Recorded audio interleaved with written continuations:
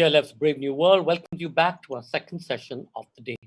Those of you who missed our earlier session, A Burning, Writing and Resistance, with Megha Majumdar and in conversation with Mansi Subramaniam, and all of the other sessions, including Oran Pamuk, Chumpa Lahiri, Professor Abhijit Banerjee and Esther Duflo, Venki Ramakrishnan, Brakhadat, Neil Ferguson, Dr. Ambrish Sathwik, and Dr. Siddharth Mukherjee. You can catch these on our Facebook page, JLF Litfest, or on our YouTube channel, Jaipur Litfest JLF. Our official radio partner is Red FM Bajate Raho. Our next session is Chinese Whispers, Gautam Bambawale and Suhasini Haider in conversation. Given the build-up on the line of control between India and China, this is one conversation that's bound to make news. Former ambassador to China, Gautam Bambawale, and the national editor and diplomatic affairs editor of The Hindu, Suhasini Haider, speak of India-China equations in terms of history and geopolitics and examine the changing posture and calibrated aggression of the Chinese dream, or should we say, the Chinese dragon. Ambassador Gautam Bambawale was formerly ambassador to Bhutan, Pakistan, and China. He is currently Distinguished Professor, Faculty of Humanities and Social Sciences, Symbiosis International University in Pune. He is also a senior advisor for the Ola Group. Suhasini Haider, as all of you know, is the diplomatic and national editor at The Hindu. She writes regularly on India's foreign policy and has contributed to several books on the subject. Please do remember to comment and ask questions by typing it into the comment section below. And in case any of you drop off due to bandwidth issues, you can find us on our YouTube channel, Jaipur Litfest JLF. And of course, if we drop off, hang in there, we'll be right back. Ladies and gentlemen, Chinese Whispers, Gautam Bambawale and Suhasini Haider in conversation. Suhasini, over to you. Thanks so much, Sanjay. And as always, it's a pleasure to be here on these JLF conversations that we've been trying to hold through this entire period. And it's been, one thing after another. But I'm very pleased to welcome Ambassador Bambawale, somebody whom we've seen handle some of the most difficult, diplomatic situations of the time. Ambassador Bambawale, as of today, and I say this with emphasis because just yesterday, the Ministry of External Affairs finally came out and made it clear that in fact, Chinese troops have been amassing along the LAC since early May. So we're looking at a standoff that is nearly 2 months, or at least nearly 2 months in age. And I say this without trying to be dramatic because, with India-China relations, one wants to not be dramatic, but we are in uncharted territory. 45 years since the last casualties of this kind at the LAC between Indian and Chinese troops. A situation where I might say every agreement, every protocol, particularly the 1993 protocol that had decided how Indian and Chinese troops would be able to maintain peace and tranquility as it was known on the line of actual control. All of that, that's 27 years old, all of that has been cast aside. And yet we see the two sides still talking. We see the External Affairs Minister take part in talks along with Russia, and the Chinese Foreign Minister discuss other issues. We are here, diplomatic parleys are happening. Military commanders are meeting and discussing disengagement. So my first question to you would really be, are we looking right now at the beginning of the end of this standoff, or is this really just the end of the beginning?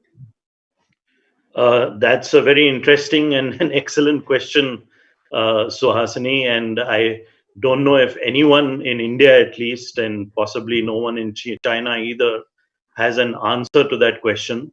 But you are not wrong in your opening remarks, in your initial remarks. You did mention that one of the things which is different on the LAC this time is the fact that there are huge numbers of troops massed on both sides. And this is different from the past when stray patrols of maybe 30, 40 soldiers would come across each other and would be in close proximity to each other. And therefore, obviously, the conclusion that many in India have drawn, and which is absolutely correct, is that this is not something accidental. It is something which has been planned, is premeditated, and there's absolutely no doubt about that. The question that all of us are asking is, why are the Chinese doing this? What are their motivations? And I would say that what they're trying to do on the ground is to move their actual ground positions where their troops are right up till their idea, their conception of what the LAC is. And therefore, they realized that where India-China relations are concerned, where this whole architecture of peace and tranquility is concerned, which, as you rightly said, has been built up from the 1993 agreement and many agreements thereafter, that one of the crucial and critical things there is not to change the status quo on the ground. This time round, the Chinese have changed the status quo on the ground, and therefore I would say that they're responsible for everything that's happening since then. Also, yes, both sides are talking, and I would say that this is one of the good aspects of the relationship. We have to keep channels of communication, both at the diplomatic level and at the military level, open. But at the same time, I'm afraid my view is that this is an inflection point in India-China relations, and we can discuss further what the Chinese are trying to say and signal. But this is an inflection point, and that India will have to reassess its China policy and then recalibrate or reset its China policy. Let me stop there. I think I've taken enough time. No, and absolutely. I want to come to how we must do this recalibration, because so many suggestions have come out in the last few weeks. You have put it very bluntly, and I think the Ministry of External Affairs is also now saying that it is squarely putting the blame on China. It is Chinese actions and the aggression they have shown, and of course the fact that India has lost 20 soldiers. We don't yet know how many casualties the Chinese side suffered on June 15. Is there an easy answer? And I know there isn't, but I'm still going to ask you that question. When people look in surprise at what has happened, particularly the deaths that our army has suffered, and ask, why did China do this? Is this history, geography, economic hegemony? Is it about Xi Jinping and Prime Minister Modi? Is it just China's pure ambition? Sure. So let me start by saying, Suhasini, you mentioned that I'm very blunt. I'm not in the government anymore, so I can be very blunt. But also, when I was in government and I was a diplomat, I was also known for my directness and bluntness. So let me start with that as a humorous aside. Coming to the more serious situation on the ground itself, what I would say is that to this important question about why the Chinese have done it, there is a tactical reason and there is a strategic reason. The tactical reason is purely to sit on territory which it believes and claims to be its own. Now, why is that wrong? Why is changing the status quo wrong? The answer to that is because there is no agreed boundary between India and China. There is what is called a line of actual control, but even that, it is not an agreed line of actual control, whereas in the case of India and Pakistan, there is an agreed line of control. So there's a big difference between these two borders. And therefore, what the Chinese have done this time is purely try to move their ground positions, as I said earlier, to what in their mind is their LAC. Now, remember, we do not agree to this conception of theirs of an LAC, and therefore, built into this situation is the potential for conflict. This is the tactical aspect of it. The strategic aspect, of course, and I think most of us in India should focus a little bit more on this, is that if they were able to achieve, and they have not been able to achieve what they set out to do, if they had been able to do that, they would have got the territory on the cheap. But strategically, what they're trying to indicate and signal is they are the biggest power in Asia. India should understand its place in this pecking order. And this is a constant Chinese refrain and theme throughout its history. I think you know about this better than even I do. But India should just accept its place in the Asian pecking order. Now, on both counts, what the Indian army, what the Indian military has signaled is that we do not accept this. We do not agree with it. And therefore, what our soldiers have signaled on the ground now needs to be reinforced, signaled again, and in a reset of our China policy. What that reset will be, I'll try to give you my views. I think a reassessment of Indian policy towards China needs to be broad-based. Opposition political parties should be taken on board. Experts, military, diplomatic, scholars, academics should also be asked for their views. But of course, this has to be a finite period of time. It cannot go on and on over years. It has to be done. It has to be done quickly, and it has to be implemented before the end of 2020. We can go ahead and discuss what the reset policy should be.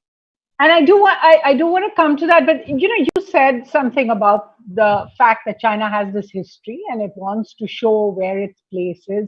Of course, China is guided very much, I think, by Mao's own statement of 100 years of humiliation and this idea that it will not be hemmed in by the world ganging up on it once again, particularly Western powers as they see them.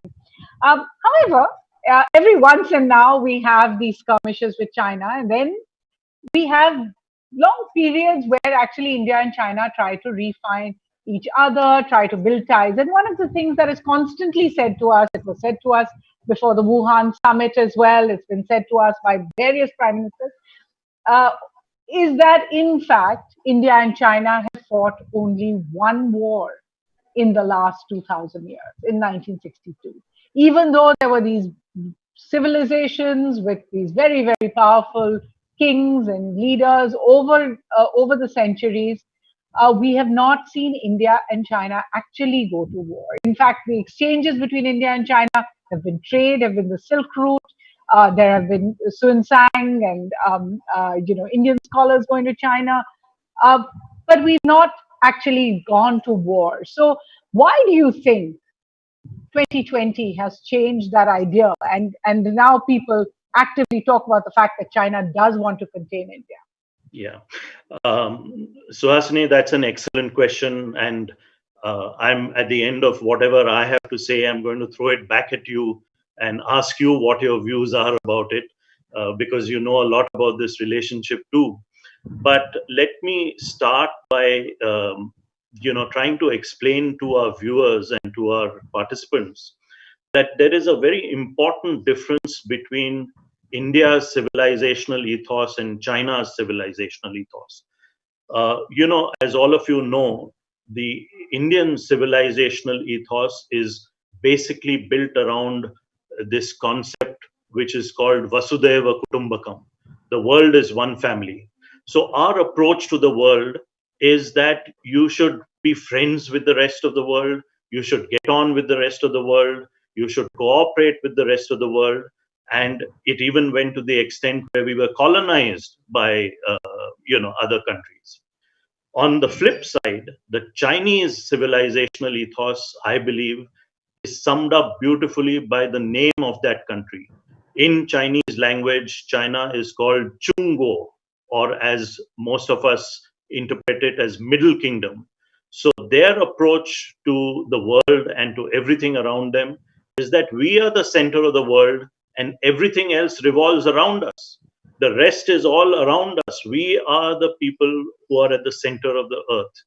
So the Chinese are very self-absorbed. They are very, full of themselves. And when they are strong, as they currently are, then they're going to be challenging everyone across the globe, as we can see, whether it's in the South China Sea on the India-China border, or even with Japan, the United States, etc. So I think let me stop there and throw this question back at you, because what do you think is this particular? What is the Chinese motivation for doing all this?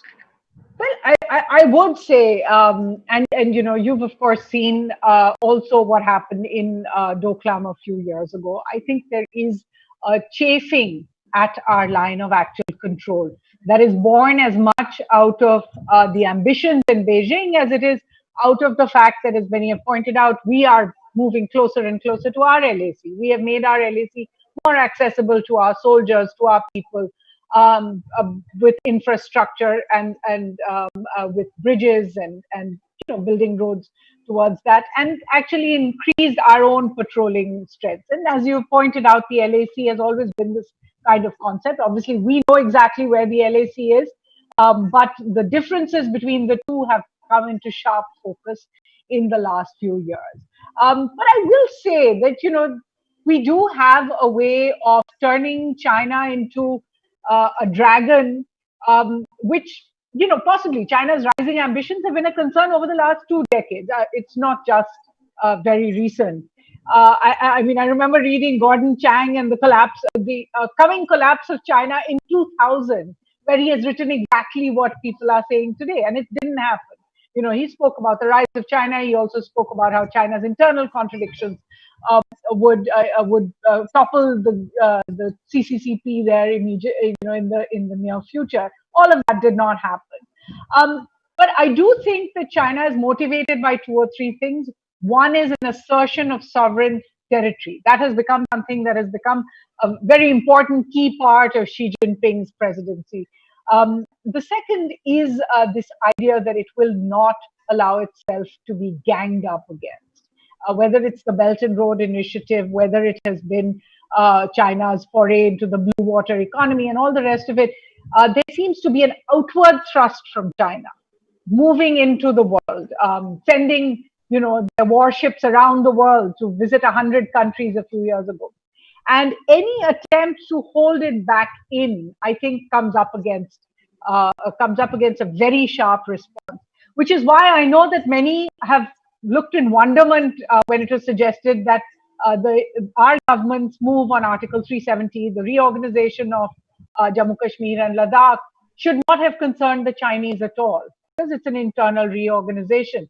However, if you look at it from a Chinese prism, where they are looking at our reorganization of Ladakh in particular, the way it could impinge on their connectivity to Pakistan, the fact that the China-Pakistan economic corridor is in fact moving through many of these areas that we are now claiming our assertions on. After all, we made it very clear that POK, which includes Aksai Chin and Gilgit-Baltistan, is something India will strive towards bringing back. These are things that do trigger situations inside Beijing. And the third thing I will just place over there is that every once, I think, a decade, there is a realization that America is a factor in this relationship. It was there in the 1950s. It went away because India took this non-aligned path. It came back in the 1970s. It's a constant triangle that we grapple with. What it essentially means is that every time we work ourselves into what looks like a coalition with the US against China, China will react. Now, we can say China cannot decide our friends for us. But there is a reaction. I go back to January 2015, and I think the moment President Obama came here and signed the joint vision statement on the Indo-Pacific, there was a reaction from China. And that reaction was President Xi Jinping flying into Islamabad and signing the CPEC agreement.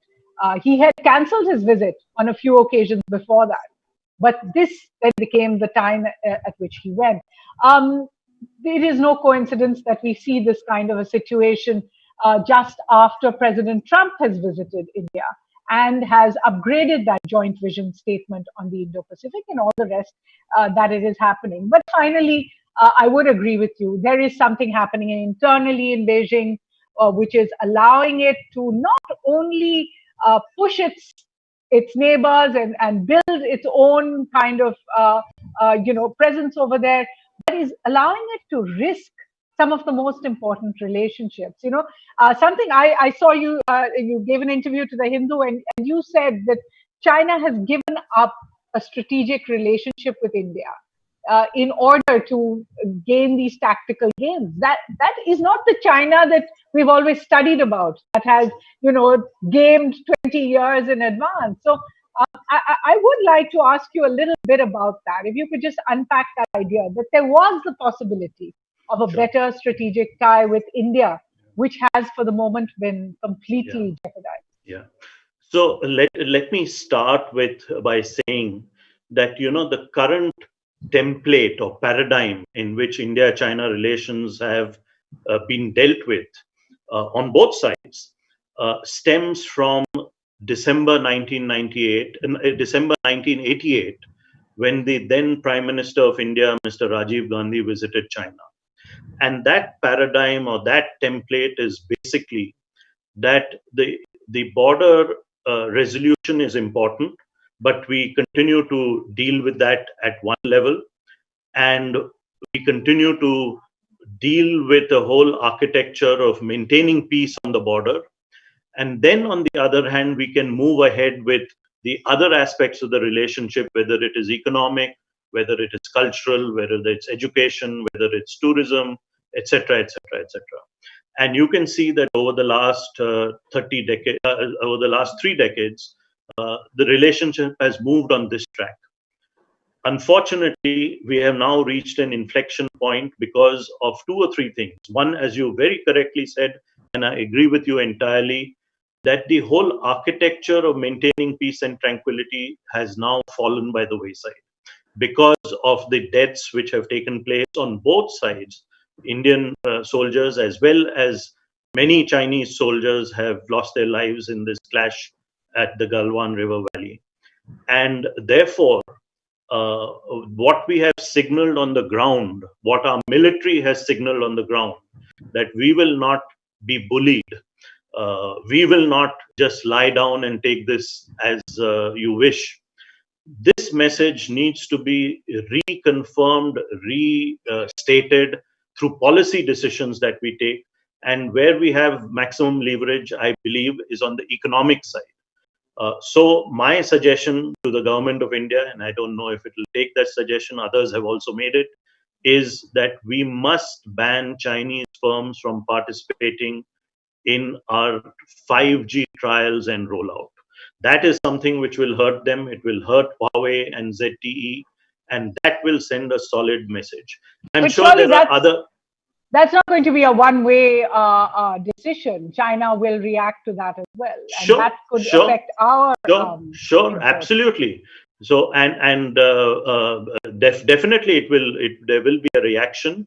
But just as we have signaled that we can take pain on the border, we need to signal very firmly and unambiguously that the people of India are behind this policy and can take pain, whether it's economic or otherwise.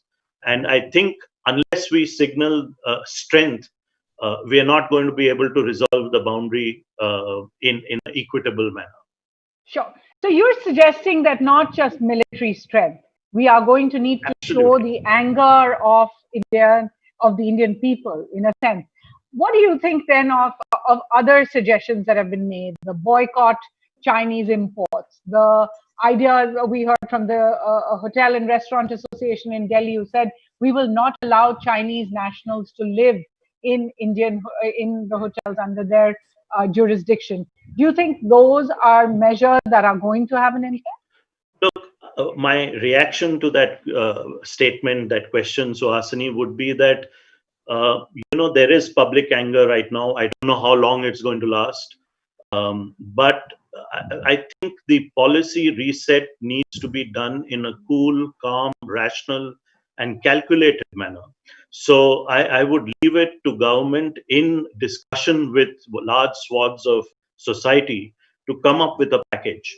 As far as the boycott of goods is concerned, let me say that it's going to be difficult in today's day and age to have a blanket boycott of everything which is Chinese. But I believe here that the people of India could enter the diplomatic realm and could make decisions at the household level which will reinforce our message at the strategic level. And I can give you a good example again of the telecom industry. if Indians decide to buy Samsung phones rather than Xiaomi and Oppo and Vivo, that will send a loud and clear message about where our people, their emotions and their feelings will be channeled in this way. Sure. How long it will last is anyone's Yeah. guess, but I hope it is sustained. And I do see a lot of social media talking about this idea. There is, however, there are two hitches that I can see straight away, which is why, in a world that is much more interconnected than perhaps it was in Sure. 1962, I do have to ask. The first thing is obviously the cost of Chinese goods, which is much lower than others, and Sure. the idea that people may enjoy may actually like the rhetoric because it calms people at a time when they are very angry. But in actual fact, if you have a choice between, say, an iron or a waffle iron or whatever that is 1,000 rupees, and buying an Indian or an Italian thing that is 2,000 rupees, you may make a different decision. The second place, and I think these are concerns that have been already officially indicated by our Exporters Association, is that they feel very strongly that their exports are going to get stopped reciprocally. As it is, there is this deficit between India and China. If Indian exports are completely stopped, that is going to have an impact on us. We're also hearing about if you like, the casualties on the side in terms of goods that are coming from China, but maybe from other countries that are being stopped now at our ports. Do you think that an economic war of this kind is sustainable over time?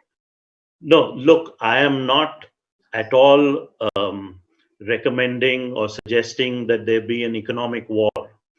I am not at all suggesting that there should be some kind of deep freeze between India and China. In fact, I'm recommending that there must be channels of communication between our two countries, diplomatic and military, and other channels of communication. So I'm not saying that we should go back to a policy which was decided post the 1962 conflict. I'm not saying that at all.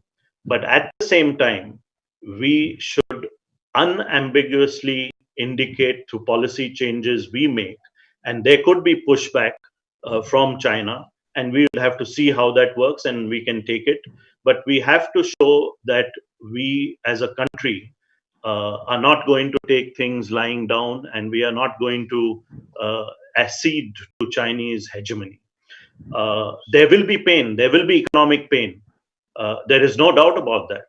But I think there is no gain without pain. And as a country, if we believe that we are going to, we are going to be tough with China, but don't want any sort of pain in terms of lower profits or higher prices, then I'm afraid that that is not what I would expect. I would think that if you are emotional about it and if you feel strongly about it, you must also recognize that there will be some pain along with the strong message that you send. So some of this pain has been absorbed very easily when it comes to India and Pakistan, and I know that you have served in both countries. Do you think there is a comparison between how India has, over the last few years, completely cut itself off from Pakistan, completely done away with trade ties? There are no real exchanges, cultural exchanges, visas are at a low, and we really actually don't have any ties except what is absolutely necessary between the two countries. Is that a possibility with China? No, I don't think so, because the situation of each of those countries is radically different. And with China, let me say that we have communications with the decision makers in China.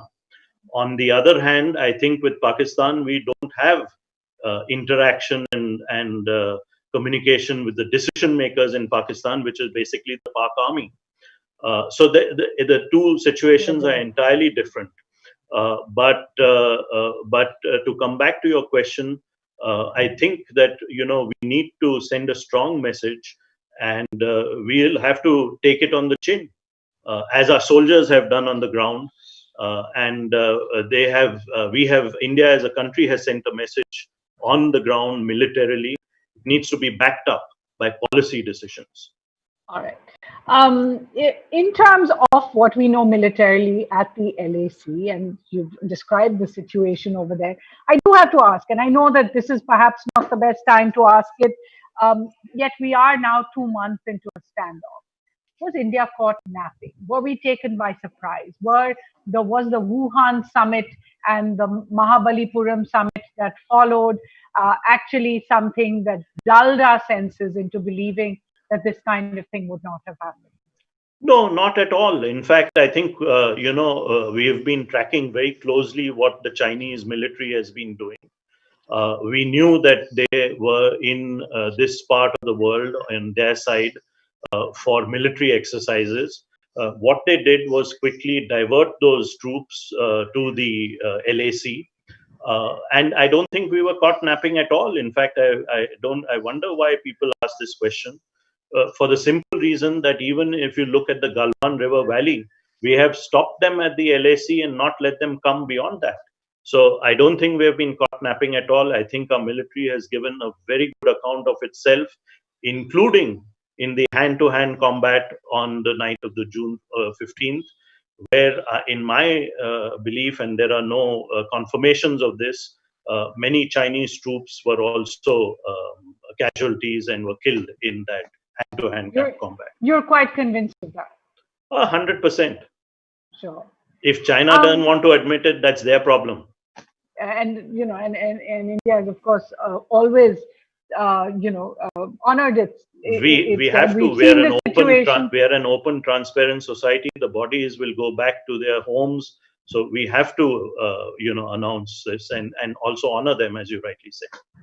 We saw this situation with Kargil. It took Pakistan years to, in fact, admit its nationals had died. Finally, I do want to ask because I can see there are audience questions coming in, so I will turn to them next.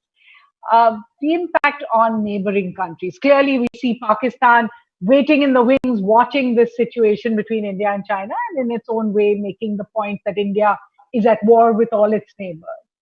We have an unexpected explosion in ties with Nepal, which totally, sidelined us. In fact, completely took people by surprise while this entire standoff with China was continuing. There are countries like Bhutan, where you have served, which will watch very closely even if they say nothing. And there are others like Bangladesh, Sri Lanka, Maldives, who are closer to India traditionally, but now have the balance of power when it comes to investment in those countries is all from China.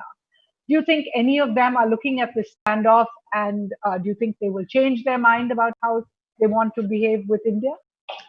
You are absolutely right. It's not only our neighbors, it's the whole world who's looking at this standoff.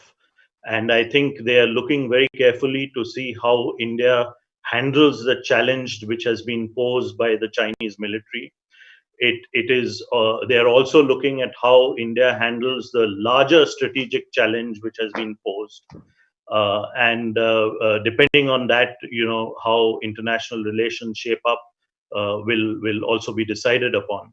You can see that the democracies of the world, like the United States, which has already taken measures reported in today's newspapers of changing its force structure and moving troops from the European theater to the Indo-Pacific theater. You have seen how our relationship with Australia has strengthened immeasurably. With Japan, of course, it has always been very strong. But to come back to the question of neighbors, I don't think, apart from Nepal, which of course is a different kettle of fish, but I think our relationship with the rest of our neighbors is reasonably strong and good. Yes, they will be watching, but I think the strong and robust reply and response from India will also send its own message. As far as Nepal is concerned, I'll only say one thing, and I'm not an expert. I know the problem at Kalapani, but I will only say one thing, that I think that the Nepalese polity has made the mistake of pushing itself into a corner by passing a law and changing its maps, etc., etc. I think this is a corner from which they will find it very difficult to come out of, because once you push yourself into a corner diplomatically, it's almost impossible to get out of it. So they've left no Sure. room for discussion, negotiation, etc. But let's also make the point that Nepal clearly did not feel its old and traditional ties with a country like India was a deterrent enough. And it brings me to the question that one of our participants has asked, Rachita Akhilesh Chauhan asked, with Nepal towing behind China, should we worry about Bhutan as well? Well, I can tell you that I have served in Bhutan, and therefore I know that country very well. Suhasini, we have met in Thimphu on occasions. I don't think we have to worry about Bhutan on that front, because I think the Bhutanese see very clearly that they are sandwiched between two large civilizations. And the threat to their own country, their own way of life, comes not from the south but from the north. So I think that is the Bhutanese have a very clear understanding of this. It is a historical understanding, and it continues to this day. So And the neighbor to I the would south say being that, India. yeah, I would say, and to come back to Nepal, I would also say that I think this is a result of domestic politics in Nepal, which has spilled over into the international relations area, international politics field. But I hope that Nepal also is able to see where its interest lies and where its threat perception lies. There's another more complex question from Sachdev Ramakrishna, who says, Ambassador Bambawale, how does one comprehend modern day geopolitics where there is this territorial aggrandizement without global supervision? So the idea that there is the decline of the US's interest in the world, in a sense, as a result of which China is pushing ahead in the South China Sea, Nepal, etc. So the question he asks is our foreign policy going in the right direction, looking west, looking east, and looking everywhere? Then is appropriate. Should we, in fact, be putting our eggs into any one basket? That's an excellent question. And let me say that you're absolutely right, that some of what has happened, including on the India-China border this summer, is the result of a waning superpower and a rising new power. And there is no doubt about that. However, we cannot write off the United States at all.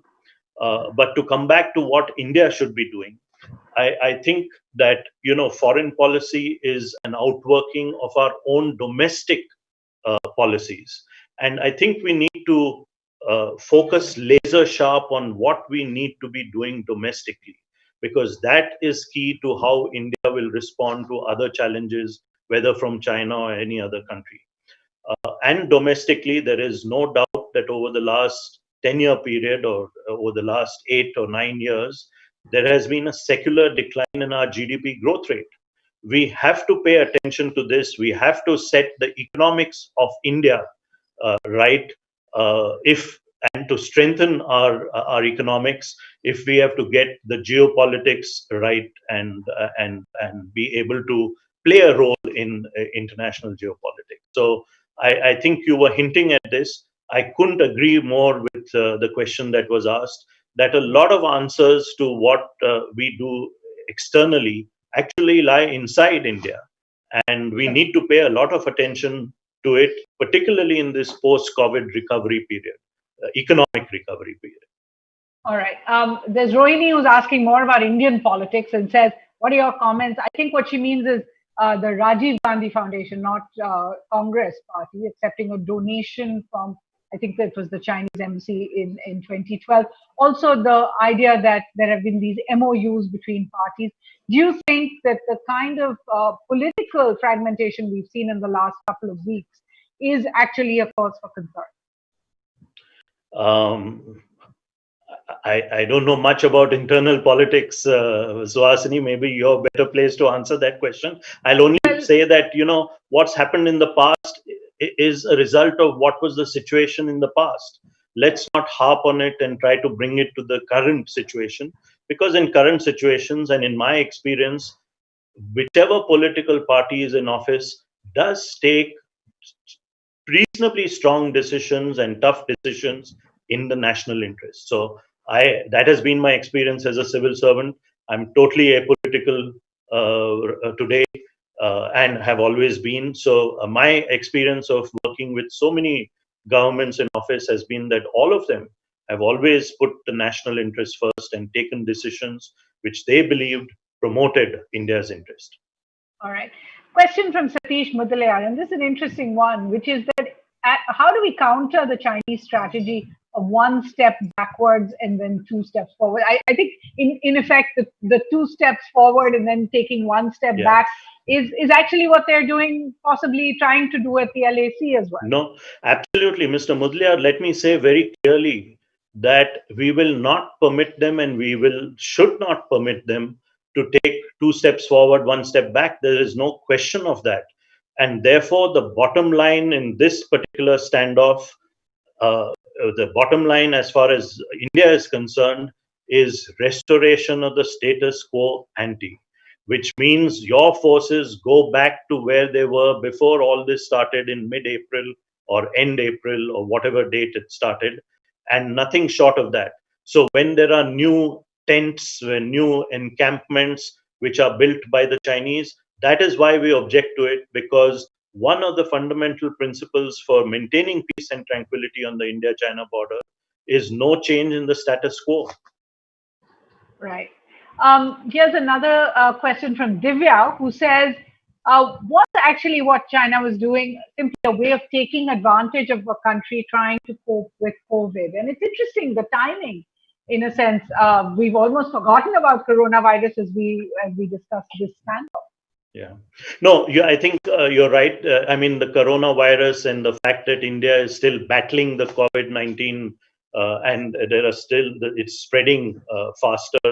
The numbers are rising even today, is something which played well for the Chinese. But I believe that they probably started their preparations for this much earlier, before, India, which was late in this whole cycle of COVID, was infected and affected by it. So to an extent, the fact that COVID hit India quite hard in terms of lockdown, in terms of infections, played into their hands. But as you can see, that the Indian armed forces were ready for such a thing, and they have actually stopped the Chinese PLA at the LAC and are trying to push them further back so that we restore status quo ante as it existed before all this started, which is possibly you can go back to April 15th of 2020. Which is essentially why many are predicting that if a disengagement does take place and we don't escalate the situation, it could take months, because what we are demanding is status quo ante, not just disengage from the standoff point. Yeah, absolutely. Absolutely.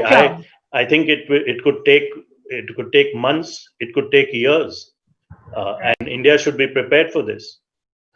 And I think we have time for one more question. So Rachita has another question, which is that in the Chinese security policy itself, there was no mention of India as a threat. Vietnam has been mentioned, other countries are mentioned, but India was not mentioned. Why is it that we see this reaction from China? Does it actually think of India as a threat?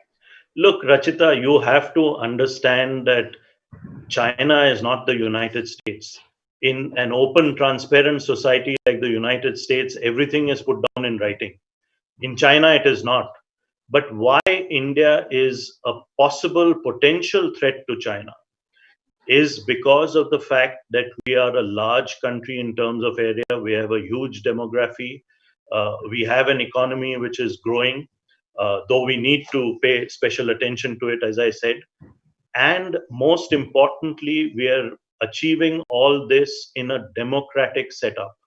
And therefore, if India succeeds and if India achieves its potential, it will prove the lie to what is referred to as the Beijing consensus or the China model of an authoritarian regime delivering faster economic progress to its people. And that is why India is a threat to China in the long term, is a potential threat to China, let me say. And whether they write about it or speak about it or don't go by that. It is not a transparent, open country like we are. And we should never make this mistake And this is why I spoke about the differences in our civilizational ethos and how it works out in practice on the ground. All right. Ambassador Bambawale, I'm really going to have to wrap it up over here and hand over to Sanjay Roy. But thank you. It's been certainly, an education for us all. But the idea remains that the causes of what has happened are more strands than we perhaps have yet completely grasped. There is the current situation, there's historical, there's economic, and there's geographical as well. And the response that India must build, according to what you have spoken of, has to, in fact, encompass them all. But thanks so much for joining us. Sanjay, I'm going to hand over to you. Thank you, Suhasini. Thank you, Suhasini. Thank you, Ambassador. I think that was a really important session outside of the screaming and shouting that you tend to see on many television channels. You were able to really both of you were able to put this into perspective. I think we need to draw that line in the sand, as you rightly said, in many ways. Look at, perhaps sending a message, as you mentioned, especially the economic message. But we all know, again, as you said rightly, that to get the economic message out there will be pain. We have to take that on board. But we also have to stay the course, because I think in staying the course, whether it's Japan or South Korea or Taiwan or much of the pearl belt around us, or the string of pearls around us that govern the Indian Ocean, whether it's Sri Lanka or Maldives or Mauritius, everybody is looking to us, including Africa, where they've taken, as we know, checkbook diplomacy and just taken over much of that continent. So thank you for putting it into perspective. And Suhasini, as usual, brilliant. And, I wish this conversation could go on. And as you can see, the questions have continued to stream, because this is obviously on the top of everybody's mind. And, when you get into a television debate, which is so positioned, you don't have that option to go beyond the shouting and the screaming. This was a nuance. So thank you both very much. And thank you all for watching. I think much of what was said today is food for thought. The ambassador and Suhasini have both said that this needs to be considered. No knee-jerk reaction. We have to think through our strategy, and it has to be for the long term. And he does believe that governments, irrespective of their political color, has always worked in the interest of the larger Indian people. Thank you, Red FM, our radio partners, and I do look forward to having you guys back on tomorrow. Remember, we've got 2 brilliant sessions. Ambassador Bambawale talked about Nepal, and that's exactly what we're doing. We have Nepal unleashing the Vajra, Sujeev Shakya and Navteej Sarna in conversation. Nepal and India are bound together by ties of history and common cultural heritage.